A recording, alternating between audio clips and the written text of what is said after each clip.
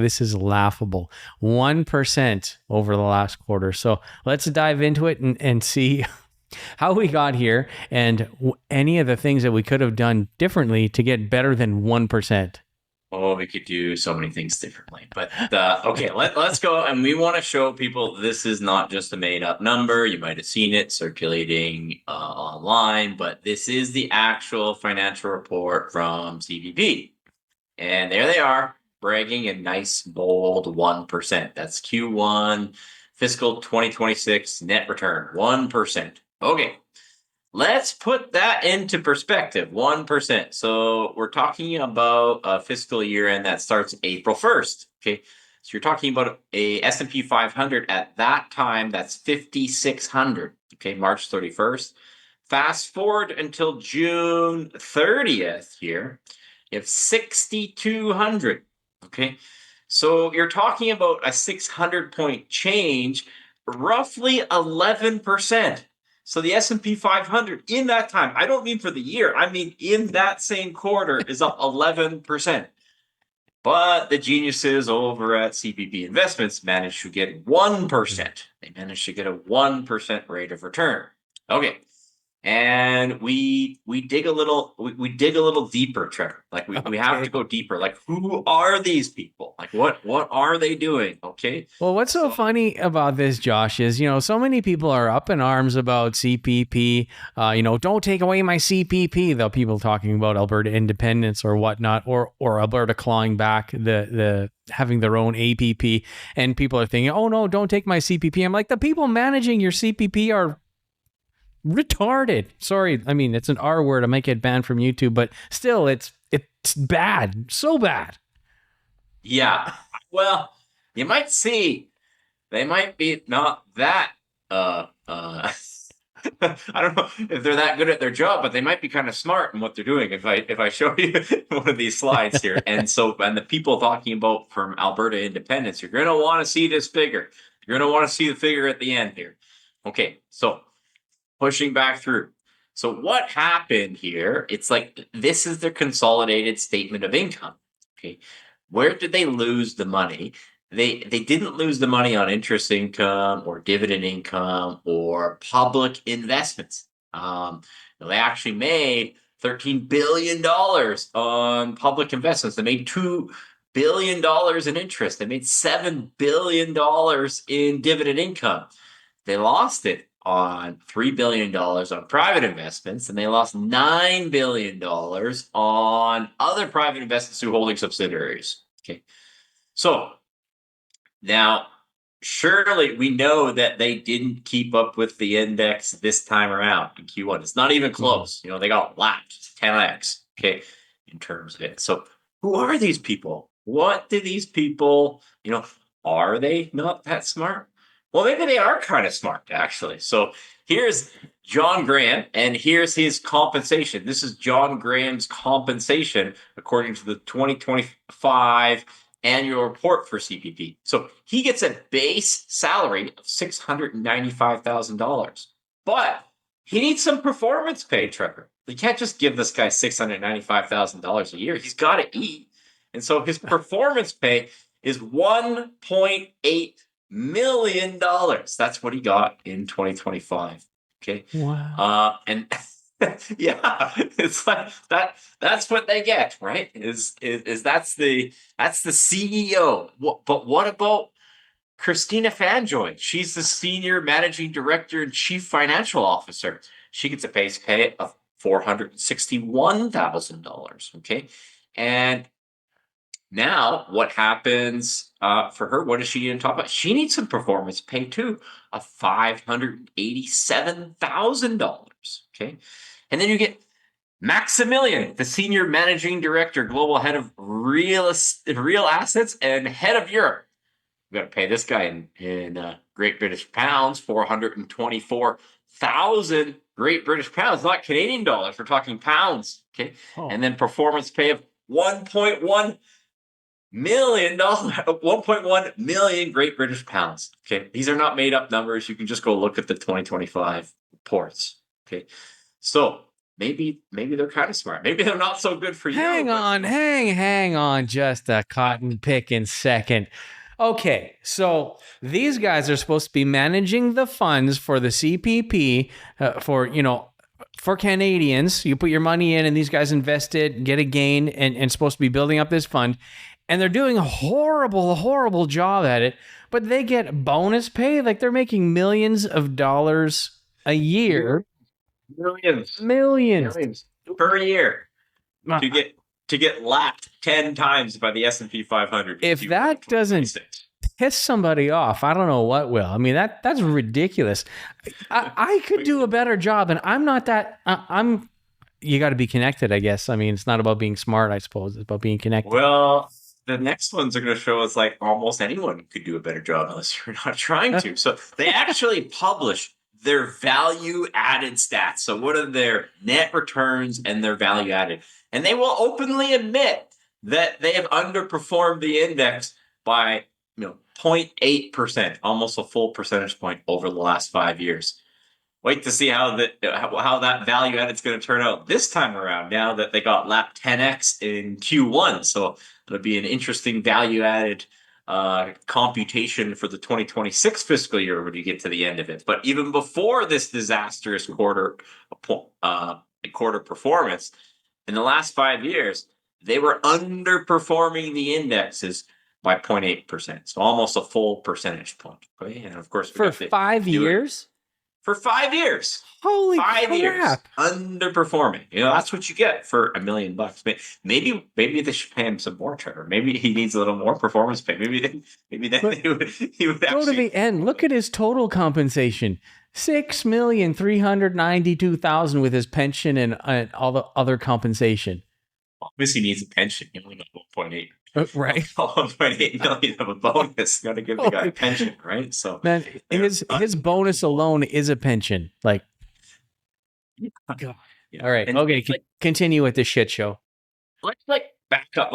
And that might appear like that's the worst problem with CPP. And this is where I tell people it's like, they're all scared about, not paying into CPP or, what happens if the Alberta government gets control of the CPP. Well, basically what this is telling you that a monkey picking at random would actually do a better job because of the lower fees. Like that's actually what it's taking. Is like, if you just look at an index, you remember the old, stock list that was in the newspaper. And if you just threw 30 darts at that board, you would actually get the average rate of return 99.9% of the time. Like that's just a mathematical probability if you picked enough. So, but they're underperforming the index, and they've been underperforming the index for quite some time now.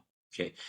But that is not even the worst thing, because sometimes people see this and they say, it's like, okay, we're still getting 8-9%, right? I'm still getting 8-9%. So like, whatever. They're not that bad, right? Okay, strap in, because here comes the bad news. Here comes the bad news. Okay, this was the good news, that this guy's getting 1.8 million and they're underperforming the market by 0.8%. And you think you're getting 8%. Not going to get 8%. It's like, this is not how they're destroying wealth. How they're really destroying wealth. It's like, just take a step back for a second on what you actually get on CPP. Okay, what you actually pay in to CPP. Someone earning $71,300 in Canada is going to pay in $4,034. Okay. And their employer is going to chip in another $4,034. If you're self-employed, you're going to pay both halves of that. You're going to pay $8,000 per year. Okay. And now, because it's so good, because CPP has been so good, they've introduced CPP 2. Okay. They need another $792 from the employee and the employer to contribute to this scheme. We're going to call it. You know what that tells me? That tells me they're broke as a joke, and they have to find other ways to extract liquidity so they can keep up with their schemes. It's ridiculous. Like, when I heard they came out with this CPP2 thing, I was like, wow, that's absolutely incredible. Not only are we paying way too much into CPP, we're paying an additional CPP if we went a little bit, made a little bit too much money. That's crazy. Just a quick search, just think about this, what you're putting in for a second. You're putting in $8,000 per year. And what's the max CPP payout in 2025? It's $1,400 a month. What? $1,400 a month. Okay. Not the people who are getting the $1,400 a month now didn't put in 8,000, but they put in too much. Okay. They put in too much. Now, where does this traject? Where this trajects is the actual effective rate of return, the nominal rate of return, 4.3%. That's probably what you're going to get out of this system. Okay. We've known this for quite some time. We're going to get 4.3% out of the system. Okay. But now here's the point where people have to understand. It's like, why does it say they're getting 8 or 9%? So they're getting 8 or 9% when money gets in. And I know, John Graham's getting a bunch of it, but this 8 or 9%, like that's after, Johnny Boy gets his multi-million-dollar cut. This is net returns here. So why does it only work out that they're actually getting a nominal rate of return by 4%? And, I don't really go that much about the real rate of return, because the real rate of return is basically calculated using a fake inflation number. So let's just go with the nominal rate of return for now. Okay. Trevor? Yeah. Any ideas? You want to guess, like, why, if they get 8%, 9%, why is the retiree only going to get 4%? Josh, I'm just too flabbergasted to even take a guess as to why the annualized earnings are only 4%. I'm sure it's going to really irritate me, but let's find out. All right, here we go. And this is the Office of the Financial Superintendent. This is the latest actuarial report. It's a big, long report. Okay. We're due for a new one at the end of the year. Probably 150 pages long. But all the values of CPP and all the diversity and equity and inclusion and all their goals and objectives, legalese, and go all the way down, the 150 pages until you get to right at the end. Footnote 14. Footnote 14 is the reason they should just put this thing in top. And it says, as at December 31st, 2021, under the closed group approach. So let me tell you how they try to sell this to people. It's like they say it's the open group approach, because obviously we're going to get new people entering CPP who are going to pay into the program. So under the open approach, open's a good word, right? We should be able to use that. Open's a good word. We could just openly use the new participants' CPP contributions to pay the old participants. Okay. But if you calculate it on a closed group approach, so what that means is if you calculated the net present value of the obligations that you have today and measured them against the assets you have today, the actuarial obligations of the base plan, this isn't according to me, this isn't according to the Fraser Institute, this is the Office of Financial Superintendent, okay, are equal to $1,686 billion. Okay, so $1,686 billion, 1.6 trillion. Okay, the actuarial obligations of the base plan are 1.6 trillion. The assets are 543 billion. And the asset shortfall is 1,142 billion. 1.1 trillion with a T. Okay. So even though Mr. Graham, he's going to get you his 8%, 9% after he gets his $3 million bucks, you're not going to get 9%. You're going to get 4.3%, because there's $1.1 trillion in unfunded liabilities in the Canada Pension Plan. Don't take my word for it. Just go read the reports, people. It's right there. This is how the wealth is being destroyed. This is not a savings plan. It is a Ponzi. Okay? A tax at best, a Ponzi at worst. Okay? And if you want to get out of it, like, there is a better way, people. Like, getting 8%, it's like the money supply goes up by 8% every year. Like, the chimpanzee throwing darts at the dartboard could get 8%. Okay. You should be getting 10% or more. Okay. But instead, Canadians are getting 4%. Now imagine someone who sells their house today and they get a lump sum of money. They get $1 million and they grow up by 4% a year. And then they come back in 10 years and they try to buy that same house back. They wouldn't have enough money. This is not even preserving purchasing power. There's no way. Canadians know this. Okay. It doesn't matter what the CPI number tells us. We know we know the things that we're buying are going up by more than that. Okay.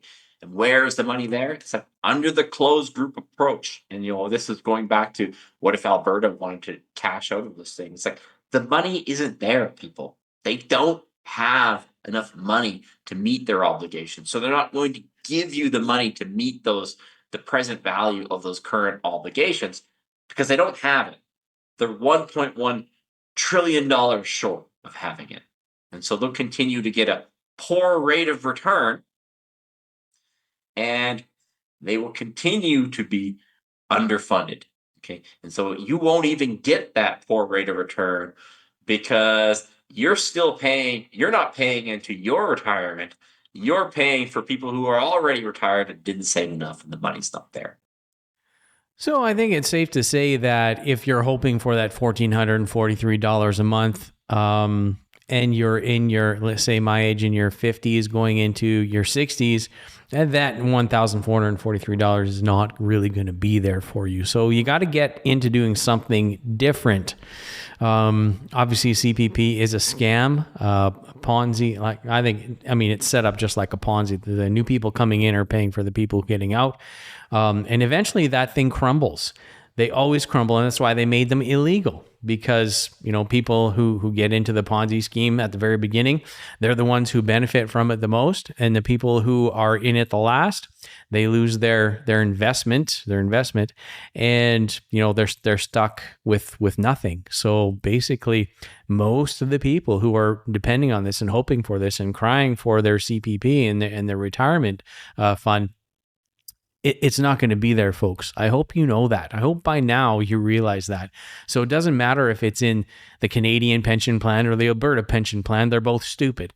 I think you should be able to keep the money put in your own pocket and use either Wealthsimple or Questrade or some other trading platform to take your life in your own hands and be responsible for your own money.